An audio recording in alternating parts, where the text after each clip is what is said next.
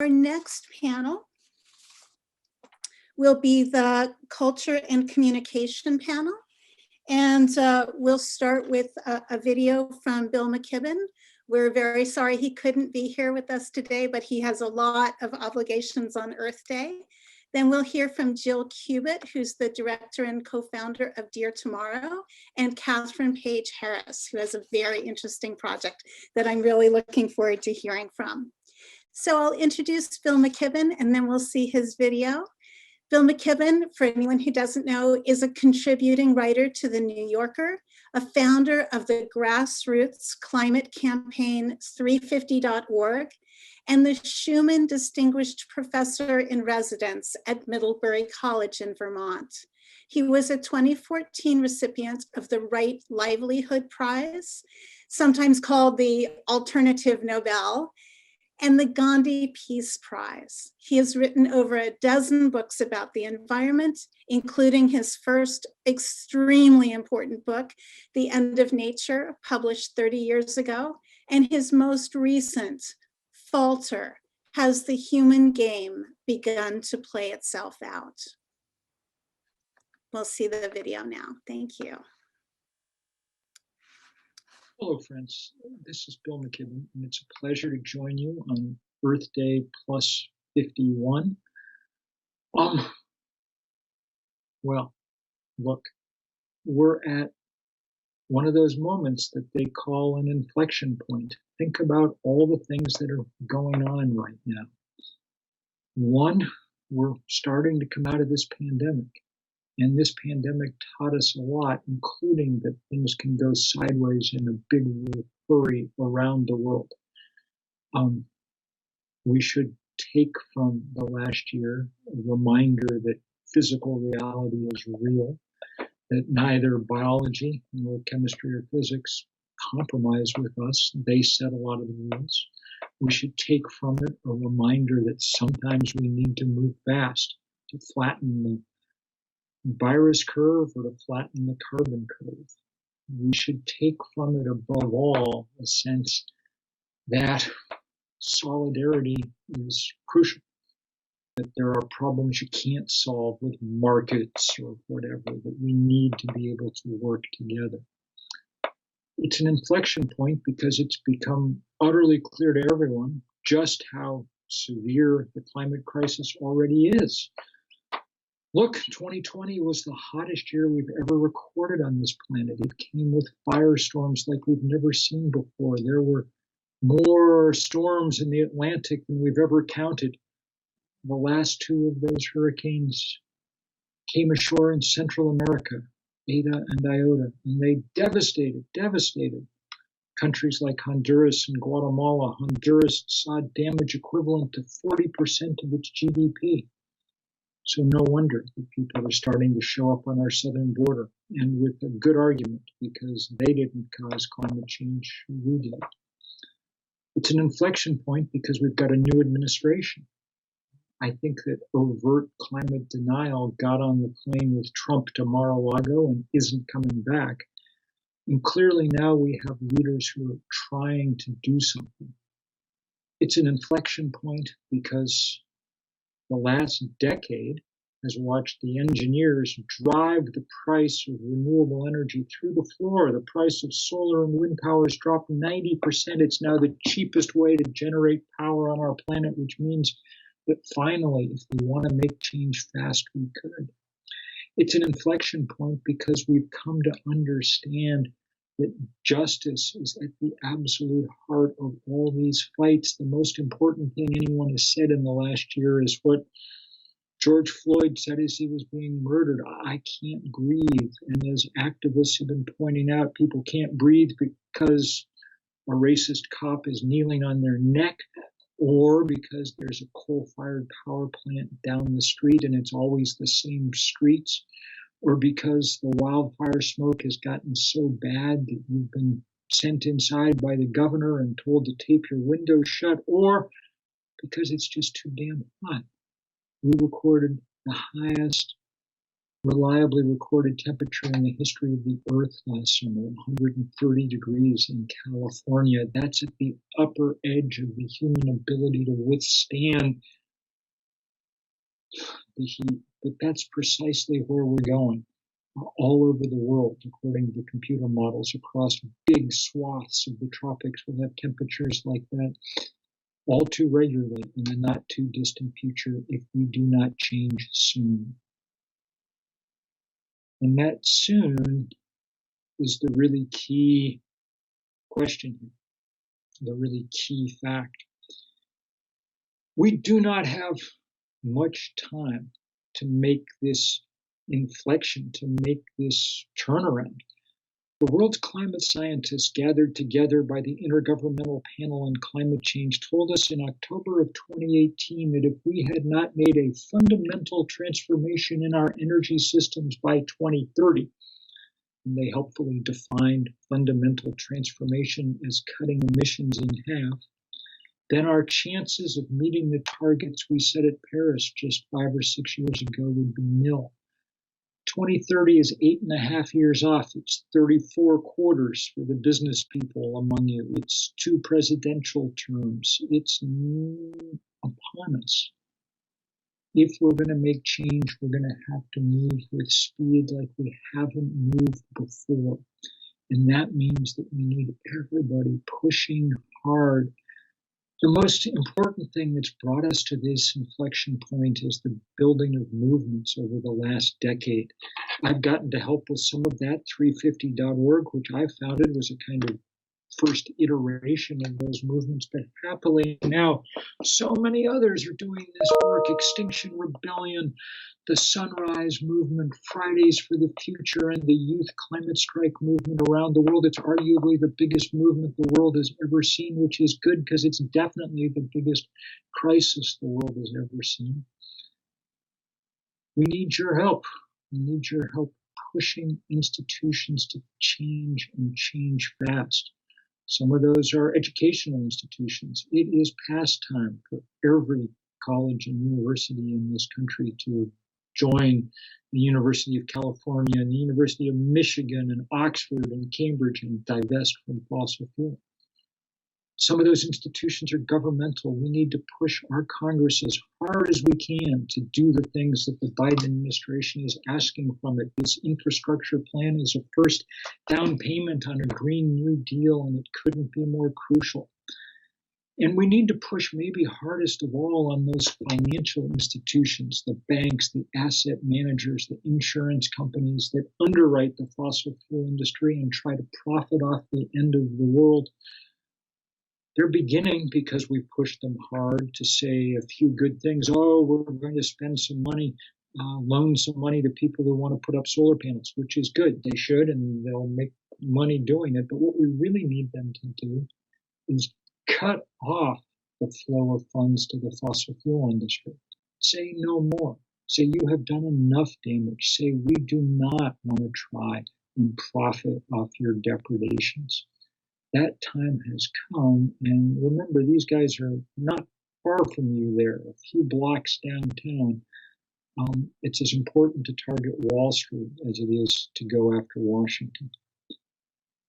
That's why the time has come for all of us to do all that we can. The planet is way outside its comfort zone, so we need to be outside ours, and that'll mean different things for different people. It'll mean going to jail. It'll mean doing the mundane, difficult daily tasks of organizing. But it means doing it now and with real conviction. Yeah, it's important to change your life and to use less energy and things, but truly at this point, we're probably not going to solve this crisis one Tesla at a time. The most important thing an individual can do is be a little less of an individual and join together in movements large enough to make real change. So I am grateful beyond words to those of you who are already engaged in this fight. I'm grateful too for those who will join it in the year ahead. We don't have much time. It is the fight of our time. And thank you so much for being a part of it.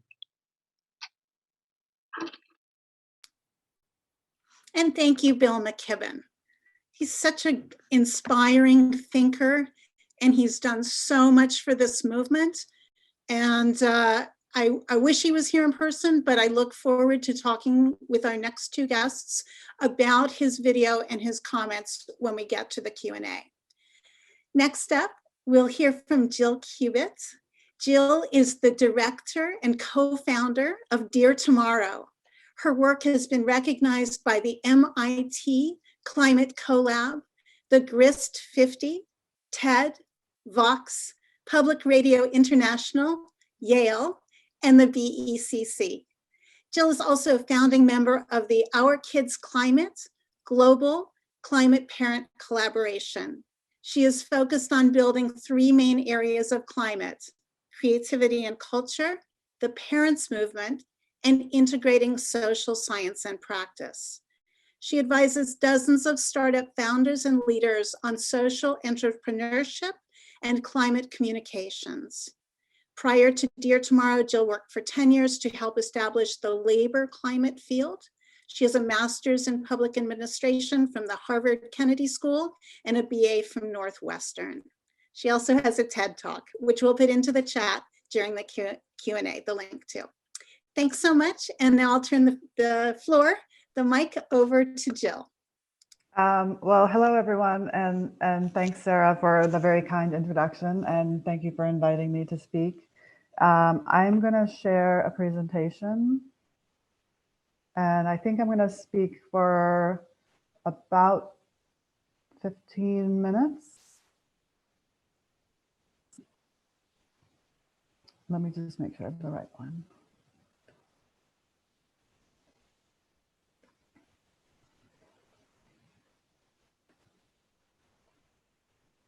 Okay, hold on.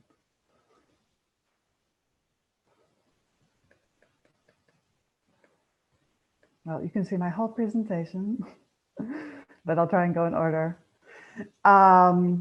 So I have been working on this issue of the climate crisis and how do you engage people, how do you organize people for the last 15 years.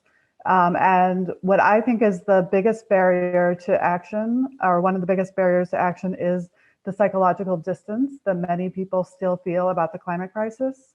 So even though we know that it's happening to many people around the globe and it's happening here in the United States, we kind of go about our day-to-day business. And many of us don't have conversations about climate. We don't talk to our friends and family about it. And it's not something that we're doing every day in our lives. And so some of this is because there's a time gap with climate, whereas with greenhouse gas emissions, the emissions that are emitted today are impacted over a longer period of time. And so the climate crisis will become worse and worse as we go on, but we need to take action now.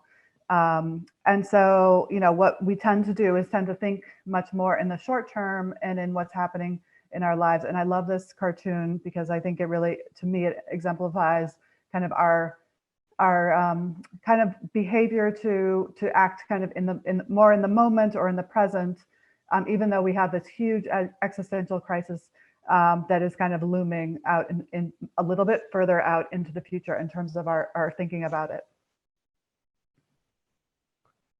So as somebody who's been working in the field of climate and doing organizing, I think a lot about how we communicate. And I think we've communicated on climate really in three ways over the last 2 decades. This has started to shift in the last couple of years, but we have many, many years of kind of, as communicators, and myself included, as making many mistakes in how we go about talking about the climate crisis. And the first is that we use, and we still continue to use, a lot of scientific data. We use complicated language. And we often tend to use kind of wonky policy language. And so these are all things that people listen to for a little bit, but they tend to tune out. And so because they tend to be very kind of complex, and they also tend to be quite intellectual. Anyway, and it also keeps people, I think, from feeling like they have the confidence to be climate communicators if they don't know all of the data and all of the information, because it is such a complex issue. The second way that we have talked about it traditionally is kind of in the very distant future, or the distant, in somewhere distant. And the polar bear, I think, is a great representation of how we've communicated until I think around 2018, 2019. If you typed in any search kind of on global warming or climate change, the polar bear was like the image that came up. It was all over, it would be all over your screen. And it was like it was the #1 image from Getty based on searches. So when we're visually thinking about climate, like we've been continuing to reinforce that it's far away, that it's happening other places, to animals, and we really need to think about how it's happening today and how it's happening to people in their communities. The third way that it's often talked about, this one's a little bit more controversial, is that it's talked about in this kind of fear-based apocalyptic manner.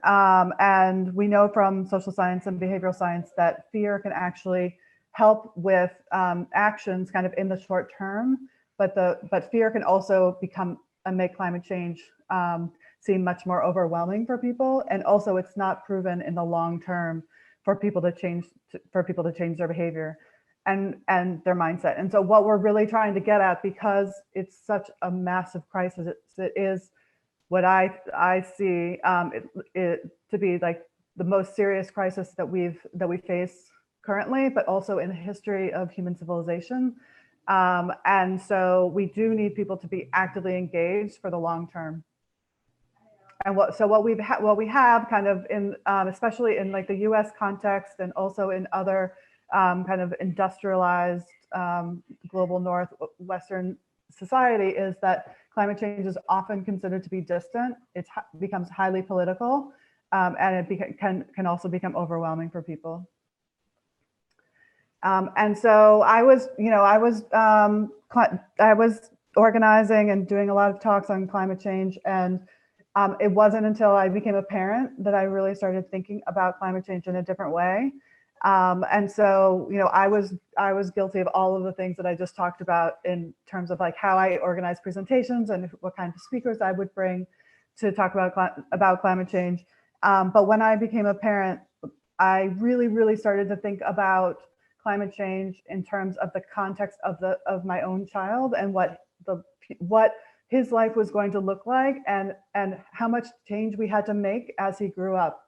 And having that kind of personal, emotional response really shifted how even somebody who was working on climate and fully engaged, I really changed how I thought about climate, and it really moved for me from something that was intellectual to something that I thought about on a much deeper level. And that has continued to inspire me to act. And I see this with people and activists all over the globe. And I see when people are able to connect the climate crisis to something that they care about, whether it's a person or a place or their community, they're able to go much deeper in terms of their activism and in touch of their concern. And so what we did in 2015 is we created a climate storytelling project to get people to think more deeply and more personally about the climate crisis.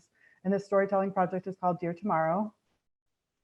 And what we are doing is we're asking people to stand in the year 2050, and we're asking them to think of somebody in their lives that they care deeply about. This could be a child, there could be a grandchild, it could be your future self, it could be a niece or nephew. It's somebody who's younger than you, or somebody you know will be alive in the year 2050. And what you're doing is then imagining that you're having a conversation with them about what you did today about the climate crisis, and in order to ensure that they had a safe and secure future. So we ask people to go through this very kind of deep, personal response in envisioning what they want the future to look like, working through some of their fears and concerns about the climate crisis. But then people in their responses, they do also talk about what their commitments are to take action. And so here is an example of a letter. This was written by a student in Florida. And we've had letters submitted from people of all ages, I would say starting at about age 12. And all the way to grandparents, great-grandparents, and people really doing reflective work around the climate crisis and what it means to them and to the people in the places that we love so much. And we have all of these letters. We have letters, and we also have a photo project. They're all currently on our website at deartomorrow.org. And if you go and you see that there's this grid, if you go and you click on each of them, the full letter comes up. In some cases, it's a few sentences. In other cases, I think the longest letter is probably about 10 pages printed. And so they really, really range in terms of what people have written, in terms of the length and in terms of the content and the language people use, and also in languages. And so we also have, although most of the website is in English, we do have letters submitted from more than 50 countries in many different languages. One thing that's become really interesting in the project is that we started noticing when we transitioned our website. So first of all, we built our own website. We did all of this work for the first 2 years. We had no money to do this. So it was all like volunteers and all very much a labor of love. And at some point we decided to transition our website from Wix to WordPress. And when we did that, we were able to collect more data on the locations of people. And so one thing we noticed kind of once we did that is that we started seeing letters or photos come in that were all from about the same area or all from the same zip code. And so we started identifying that there were community organizers out in the world, some of which we had zero contact with, who had decided to do this project in their own community. And since then, you know, we've continued to have people, small groups of people, you know, can be 4 people, 5 people. We've had classes, we've had churches approach us. Sometimes they come to us and ask us to help. Sometimes they just take the concept and they run with it. But we've had events organized in a number of different states and a few countries, like in group projects. And so this is an example of a project in Pittsburgh where they basically brought Dear Tomorrow to like a fair that they were having, and then they did all of the work around like collecting people's stories and collecting people's commitments. Here's 4 other examples just to kind of show how the project has been used and adapted. On the top left, we had radio announcers who are part of a project called Children's Radio Africa, who do some climate change reporting. They had reporters from 5 countries who all participated and all made commitments. Then on the right-hand side of the top, we had 4 friends who were young girls in Italy who collectively came together and sent this photo with a heart with a kind of a collective promise for themselves. On the bottom left, we had a writing workshop in Montana. We had a couple of really amazing community organizers in Montana who reached out to us and set up a number of different projects there, including doing events at libraries, at community organizations, and also they have also done some like public readings, and they've used it really as a community organizing tool to get more people engaged on climate. And also they've used it as a tool to strengthen the relationships across members of their community. And then on the bottom right, we have a school in Taiwan. We also, pre-COVID, and I'm coming towards the end of my presentation, and I'm going to wrap up with a couple of quick things about climate communications, and then we can move on. But I did want to note that right before COVID, we had our first exhibit of the material, and we went through and did a full curation of the material and selected 50 letters, and we contacted 50 of the original writers dating from 2015 to 2019 to send readings and recordings of their letters.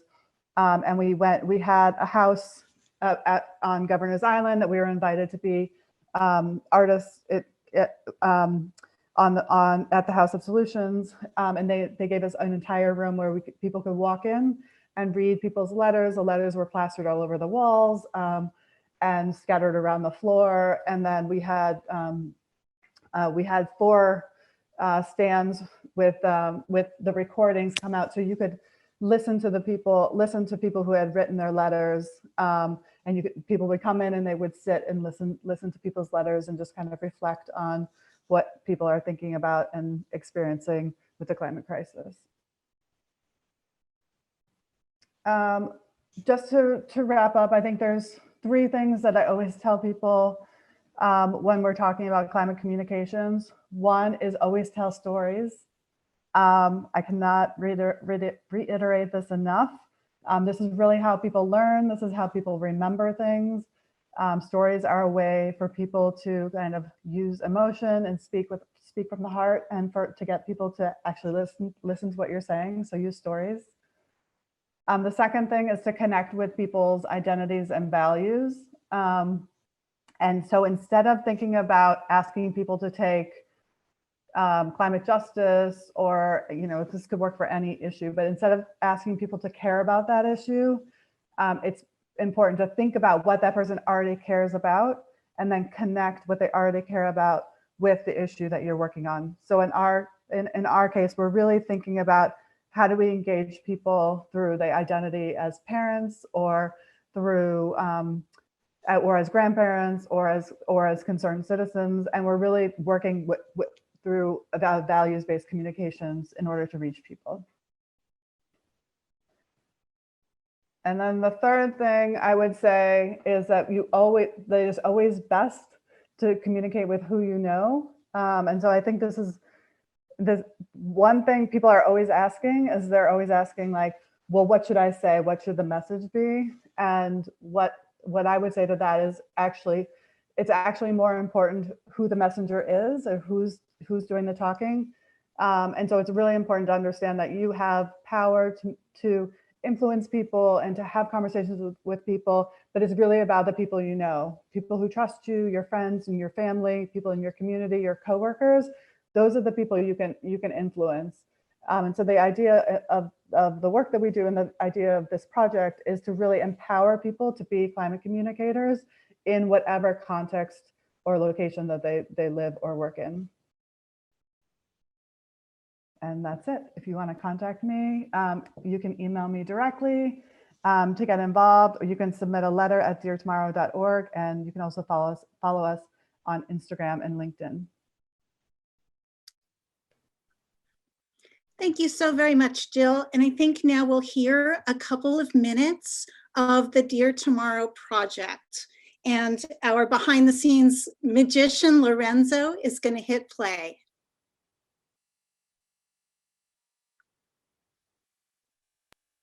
You play on is going to turn more yellow every summer.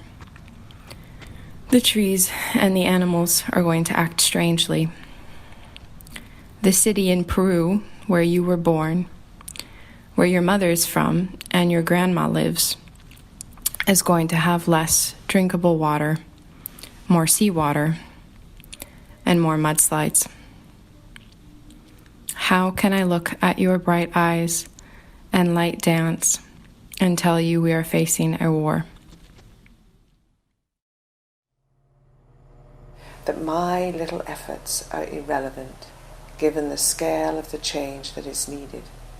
It's such a poor excuse. I feel ashamed as I write it. I'm ashamed to say that we and I might fail you.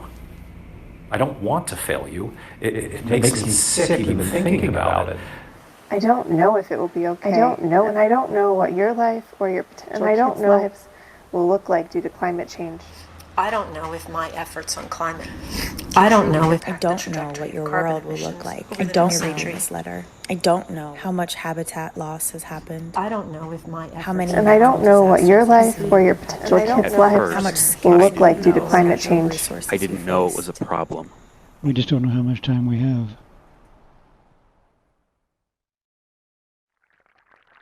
When I was a teenager, I first crossed an ice field with the Juneau Icefield Research Program. I had only camped once before, so the experience was formative. I worry that by the time all of you are old enough, so many wonderful things will just be in museums, movies, or written stories. When I asked you why the purple violet called to you, you told me it was magic. I hope that you can still find the magic of life.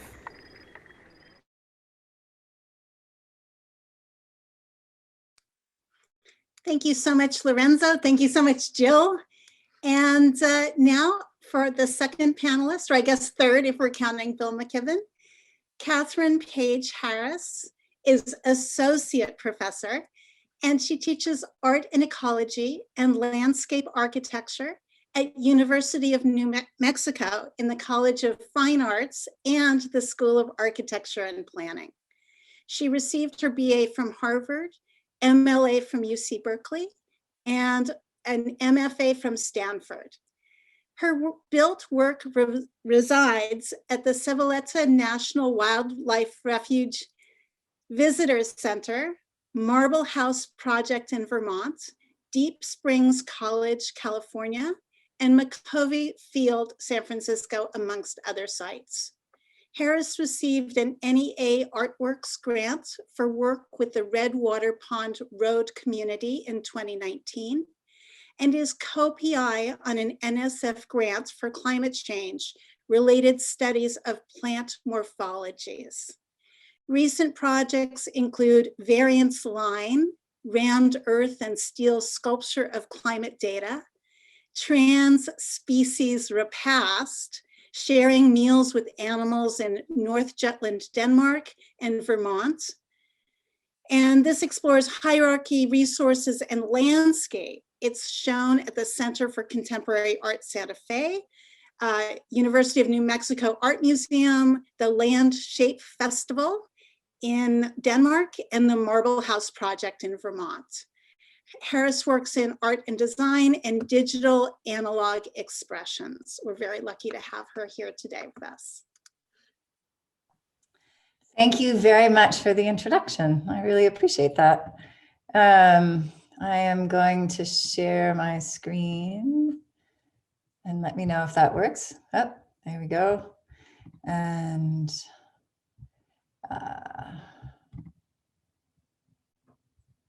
are you seeing the presenter view, or are you seeing it as a slide?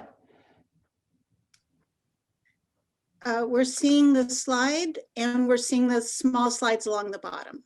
Okay, that's the presenter view. So I'm going to do play. Start. That looks great. Okay, cool. So this talk is a little bit, it's about research that I do in conjunction with the Indigenous Design and Planning Institute at the University of New Mexico. And I wanted to start with land acknowledgement. I work and I live, and I speak currently from the Tiwa lands, unceded land in the Rio Grande Rift Valley in New Mexico, so-called New Mexico.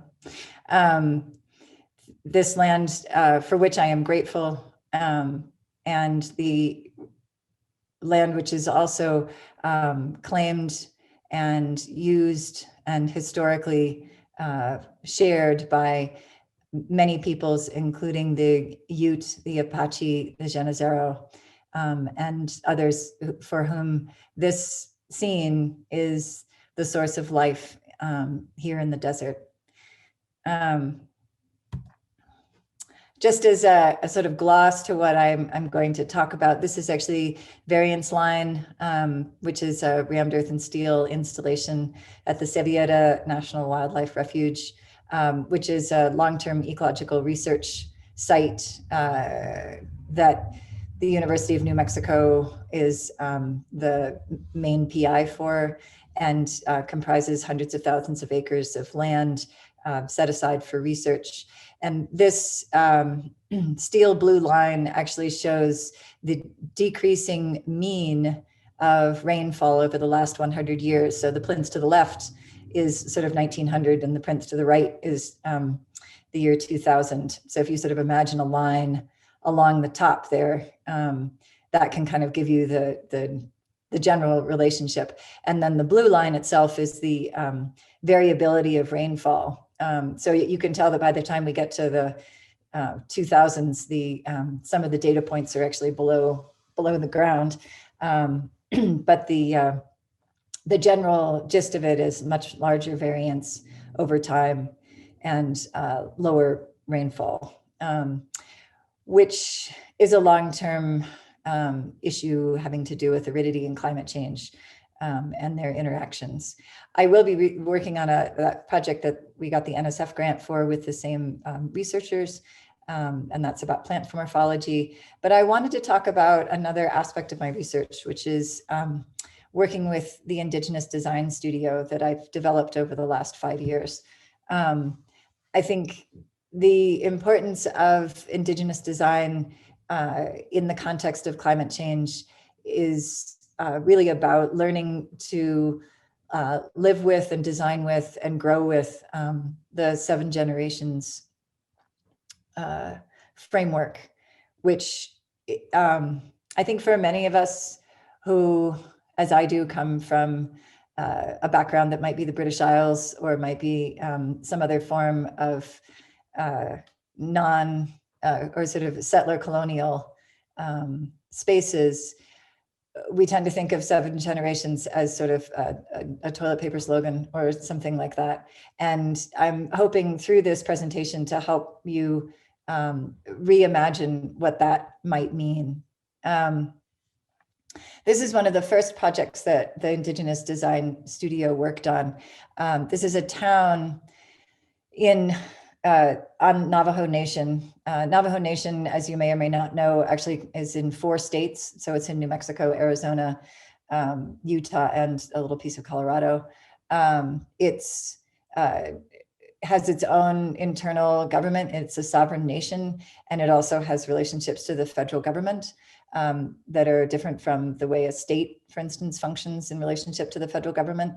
However, it's a place that has sort of a conflicting set of loyalties. And one of the pieces that over the last 5 or 6 years I've really learned about is the relationships of communities to these larger entities, the relationship of a community to the large government, what sometimes the communities I work with tend to refer to as Big Navajo, and then also to the federal government and federal agencies that oversee distribution of funds and resources.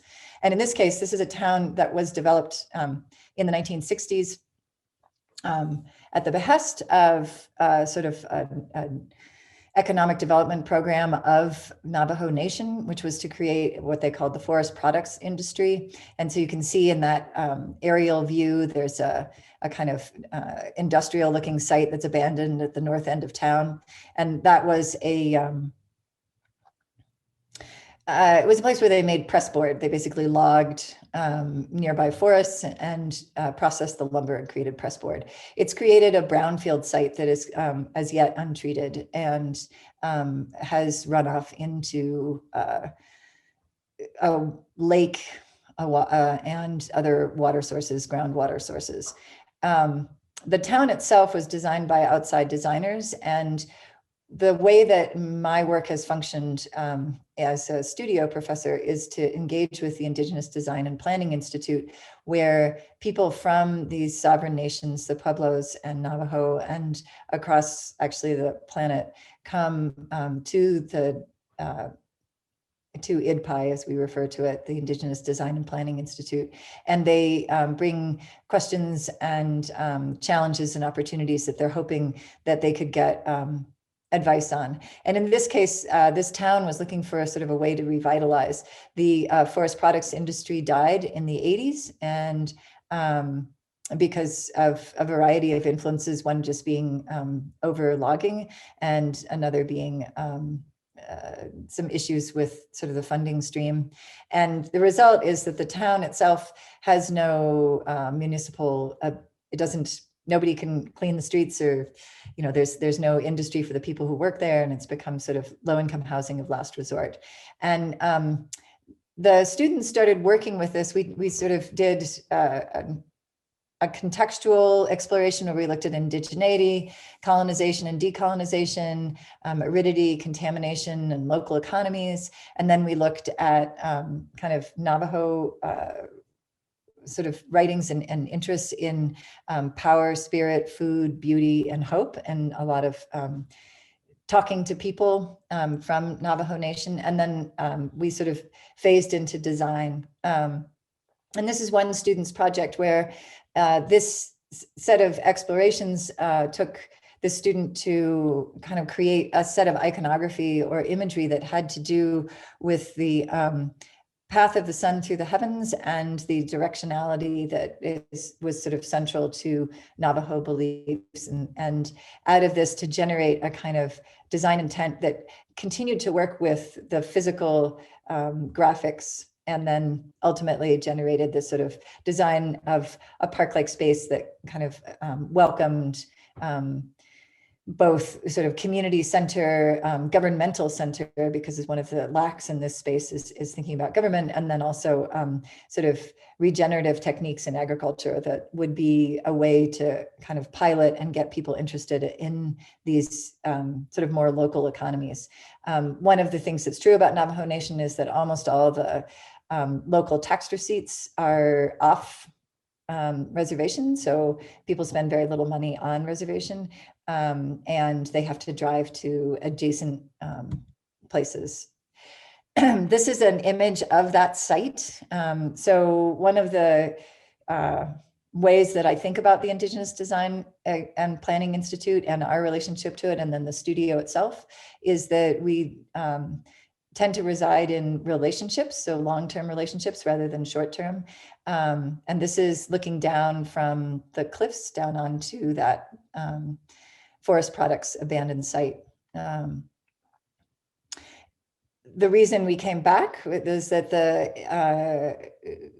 the overall original concept had been thinking about the larger scape of the town, and then we were invited back to think about the brownfield site itself. And students chose sort of idiosyncratic ways of coming up with tools and ways of sort of engaging with the site. This is one of the instruments of measure that was really about measuring the wind and its motion and how these kind of climatic effects might happen.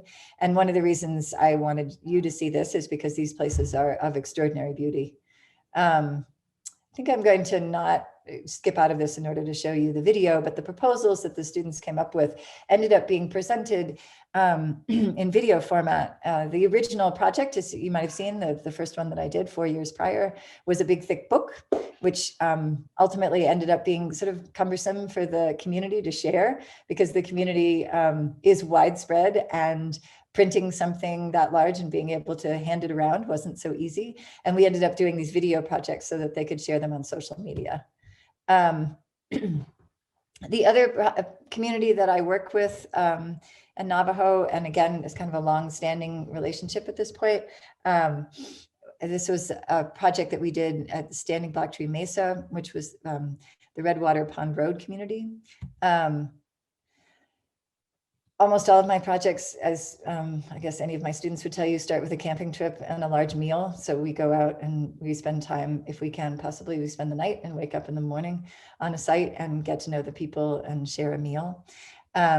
This is sort of the, I'm not going to expect anybody to read all this text, but water, access, heating and cooling, energy, waste, and land regeneration ended up being the important pieces of this project as we sort of entered into this long-term conversation with Redwater Pond Road. I'm just going to go through a few of these images. This is sort of, if you imagine that red rock mesa that we were on in the last set of images, this is the other side of that mesa and further south, but sort of with the same, oops, sorry. So the process was also very collaborative. We worked with civil engineering to do a sort of surveying project where we tried to understand and build our own terrain model. One of the aspects of working in rural communities in New Mexico is that there isn't a lot of base information. So these are my students actually walking a transcript and documenting not only plants and their experiences, but also the terrain itself.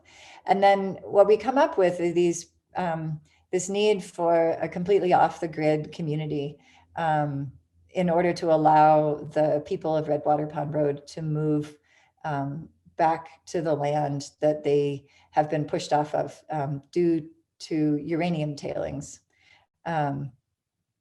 So the studio itself sort of examined energy questions of passive solar and tron walls, and using deciduous trees and evergreen trees in different spaces around the buildings themselves. They looked at water and waste and thought through what turned out to be the most restrictive or the most, sort of specific requirement, which was how much roof do you need in order to collect water in an arid landscape? So, thinking back to that first image that I had of rainfall decrease, sort of how much roof do you need in order to collect enough water to support a family of 4?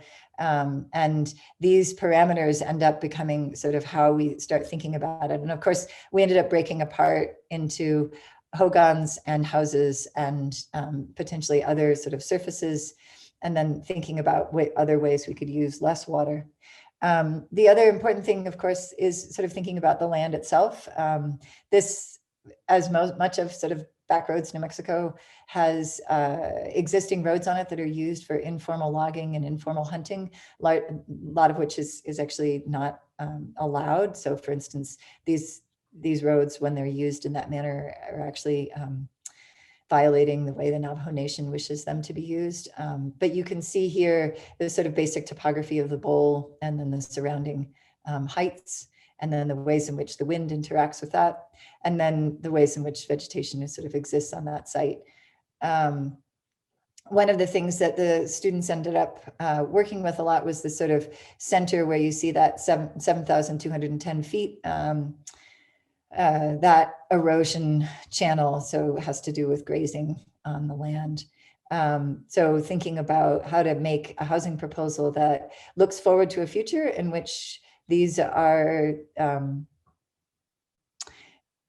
carbon neutral buildings that can heal the land rather than buildings that impose on the land. And then these were the sort of master plan proposals to think about Standing Black Tree Mesa as a place where that could support not very many, but some houses, and looking at it in terms of a cluster, which is the general way that I think we think about sustainable housing, sort of fewer roads, less distance, more ability to share resources. In this case, the resources that are being shared, which you can kind of see based on the tree patterns, are wastewater, sort of creating wastewater gardens that then create trees that create wind blocks, which you can kind of see here. And then a dispersed plan, which more fits in with the morphologies of the way the Navajo have traditionally lived. So in general, on the land that has been for generations and generations used by Navajo Nation, you'll find kind of a version of a compound where there's housing relatively close to one another, but not, sort of smack up against each other. So not an urban feeling. And in this case, you're also seeing sort of icons that talk about agriculture that would be developed in a dry farming kind of method. Privacy as the main goal, and then using this both native plants and also agricultural fields in order to deal with erosion. The house is a series of modules that then allows for both solar panels and collecting water. Here in New Mexico, having a lot of room for solar panels is not usually the big problem. So thinking about this as an applied version of how do we intervene with climate change, we get a lot of sun. You've got 300 and some odd days a year of sun.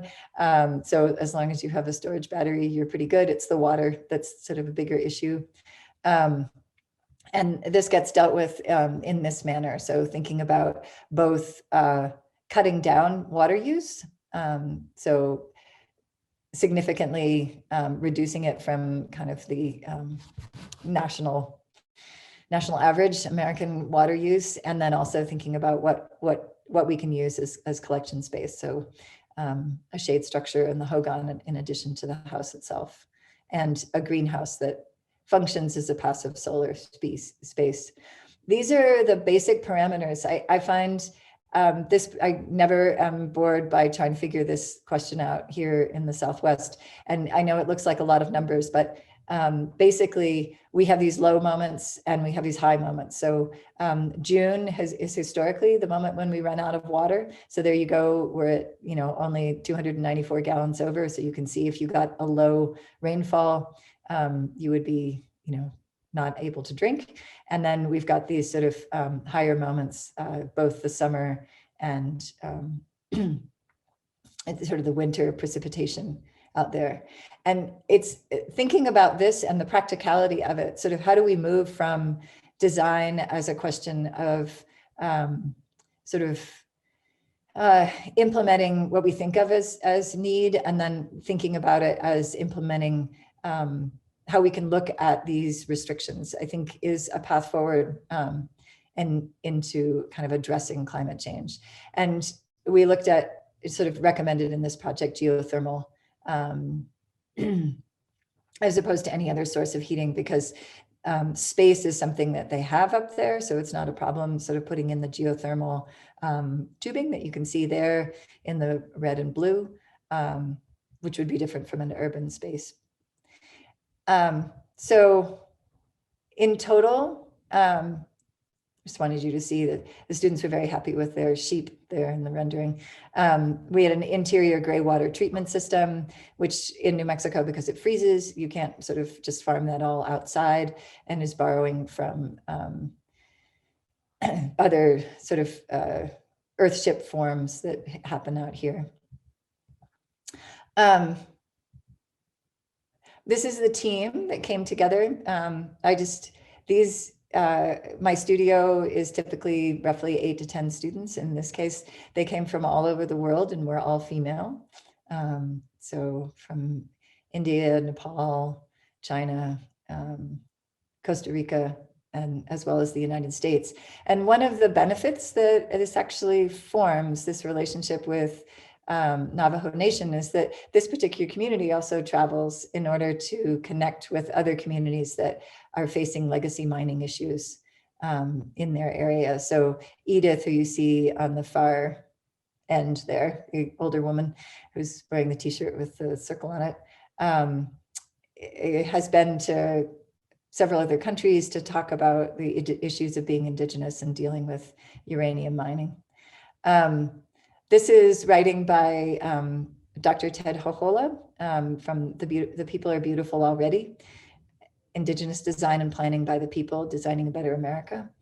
And I just wanted to sort of highlight specifically the 7-generation process reminds us that we should adhere to a vision where a single lifetime may not provide enough time to complete a plan. Rather, it forces us to consider how we indoctrinate the younger generations to continue the vision into their lifetimes and beyond. The process also subscribes to the concept of birthright and inheritance as a value attached to land tenure. This relationship is the heart of sustainability and resiliency for Indigenous communities. I was very grateful for a grant from the Indian Land Tenure Foundation, as well as the University of New Mexico, to create that work. And I guess I want to say that one of the outcomes of this is not only that the EPA has changed their mind and thinks that they might be able to allow the elders to move up to that area, but also that there's national press that has covered this. And so there was a Washington Post article by Will Ford in last year, roughly speaking, a year ago, talking about this radioactive legacy, which is why they want to move up to the mesa. And then there's a Vox piece, which is also on Redwater Pond Road community. It's about 12 minutes long, or I would share the whole thing, but it includes some really beautiful footage. This is Edith. And one of the things that the community does to try to keep the story of uranium mining and their fight to not have to live with the piles of uranium tailings is to walk every year to where the largest uranium spill in the contiguous United States is on Curramaquis, which is less than a mile away from where their houses are. And then they are also very interested in sort of future visioning and thinking through ideas of creating a voice for the community. This is Nana Chacon, who's Latinx and Diné, and she worked with our studio to generate a series of designs that talked about a peace center. And this is one of the student projects that looked at the idea of sort of a shell. We also worked with Land Art Generator to think about how these might generate energy in sustainable ways, in a way to resist the uranium mining legacy.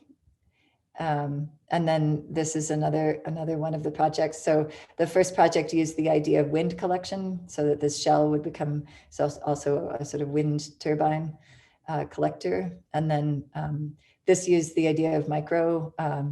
There are sort of like piezos that move with the fabric that allow there to be in just that micro movement, a collection of energy. So this idea was sort of the opposite. It was kind of loose energy space. And then this idea was using the force of literally the people walking in and moving a kind of lazy Susan to generate energy that would just power the light for a meeting space. I wanted to bring in IDPI's work. IDPI's mission is to educate and inform Indigenous design and planning by engaging faculty, students, professionals, and the community in culturally appropriate practices. And we do this by using culture and identity to inform community development. And they've worked all over the world and all over New Mexico and the nation. And I want to just leave you with this image. The people are not minorities, and they do not need translators, and they stand for no cultural amnesia. Fantastic. Thank you so very much, Catherine. I do hope we'll be able to have you back to City Tech again, maybe to have your own hour-long presentation. I felt that we could have heard so much more from you. And unfortunately, we are running out of time, and I'm just checking to see if there are any questions in the chat. I was struck by these 3 projects that you guys are talking about, the McKibben 350, Dear Tomorrow, and the Red Pond project, and how they all use both a strong sense of community and building community, and also a combination of really, we could say, art and culture and a political agenda or a climate agenda. And so I wanted to actually ask you super quickly, because we are going to bump up against the next panel, if you think the idea of doing art without an agenda is over, and that all art now needs to address these very important issues. So we'll just hear quickly from both of you, and then I'll introduce the next panel. Jill, you want to go first?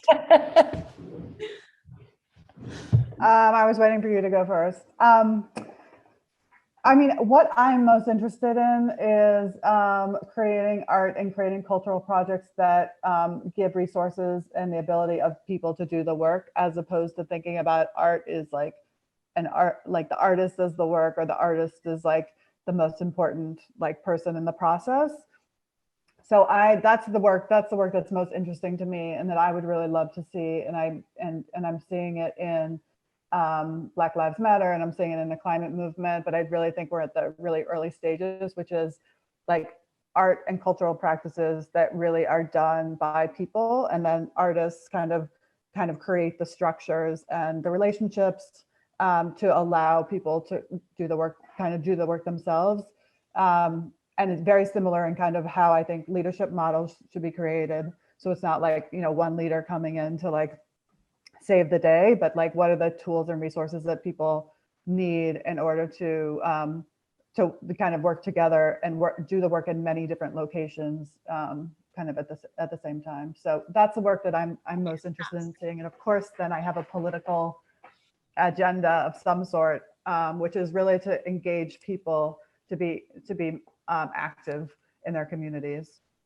Right. And I just want to say I'm going to run the Dear Tomorrow project in 2 of my classes next fall, on the fall. So I'm hoping other professors will follow as well. Catherine, do you have a quick word to say about the question? Sure. I'm going to go with I statements on that one, as opposed to a global statement for other people. I guess I have found myself to be incredibly freed and incredibly energized by viewing what I do as a creative person as something that can,